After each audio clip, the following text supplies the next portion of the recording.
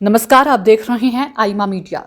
एक तरफ जब पश्चिम एशिया का माहौल तनावग्रस्त है तो दूसरी तरफ प्रधानमंत्री नरेंद्र मोदी ने इजराइल के अपने प्रवास के दौरान बुधवार और बृहस्पतिवार का दिन इतना महत्वपूर्ण साबित कर दिया कि कूटनीति का आधार आदर्शवाद नहीं बल्कि व्यवहारवाद होता है। भारत इस बात को जानता है कि ईरान पर अमेरिकी हमले से भारत के हितों पर भी प्रभाव पड़ना तय है, किंतु कभी भी कोई दूरदर्शी नेता किसी भी स्थिति में आशीर्वाद के फॉर्मेट में अपनी ठेठ हितों को नहीं साध सकता। प्रधानमंत्री मोदी और प्रधानमंत्री बेंजामिन नेतन्याहू ने व्यापार, कृषि, ऊर्जा, साइबर स्पेस और डिजिटल भुगतान के क्षेत्र में सहयोग बढ़ाने के लिए कई समझौतों पर हस्ताक्षर तो किए ही, साथ ही दोनों देशों ने प्रौद्योगिकी हस्तांतरण के ढांचे के तहत सैन्य उपकरणों के संयुक्त विकास और संयुक्त उत्पादन की दिशा में काम करके अपनी पहले से ही घनिष्ठ रक्षा साझेदारी का विस्तार करने का भी संकल्प लिया। दोनों देशों के आतंकवाद के खिलाफ एक जैसे ही विचार हैं, साथ ही दोनों देश आतंकवाद को जड़ से खत्म करने पर एक जैसे ही दृढ़ संकल्प ले चुके हैं।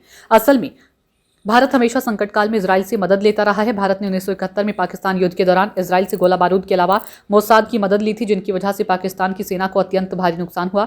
कारगिल युद्ध के अवसर पर जब भारत के रूस द्वारा दिए हथियारों के गोला बारूद खत्म हो गए तो रूस ने उन्हें तत्काल आपूर्ति के लिए असमर्थता जताई, किंतु इजराइल ने तत्कालीन प्रधानमंत्री अटल बिहारी वाजपेयी को आश्वस्त किया कि भारतीय सेना को हथियारों की कमी से जूझना नहीं पड़ेगा। इजराइल ने कारगिल युद्ध में पाकिस्तान के खिलाफ खुफिया जानकारी भारतीय सेना को देकर उनका उत्साह बढ़ाया था। ऑपरेशन सिंदूर के वक्त भी भारत को खुफिया जानकारी और खुफिया संसाधनों की पूरी मदद की। भारत ने हमेशा पाकिस्तान के खिलाफ इजराइल से मदद हासिल की और फिलिस्तीन के प्रति संवेदना रखी, उन्हें आर्थिक मदद भी दी। इजराइल यात्रा से ठीक पहले संयुक्त राष्ट्र के मंच पर इजराइल का विरोध और मतलब ये कदापि नहीं कि भारत हमास के पक्ष में कभी रहा। जो हमास भारत विरोधी पाक आतंकी संगठनों के साथ मिलकर भारत के खिलाफ आतंकी गतिविधियों में शामिल होता है, उसके प्रति भारत को किसी तरह की ना तो संवेदना है और ना ही होनी चाहिए। रही बात फिलिस्तीन की, तो उसके प्रति भारत की संवेदना हमेशा रहती है, साथ ही इजराइल से रणनीतिक संबंध भी जारी रहेंगे। यही तो है बहुध्रुवीय दुनिया की आत्महितों पर आधारित व्यवहारिक कूटनीति।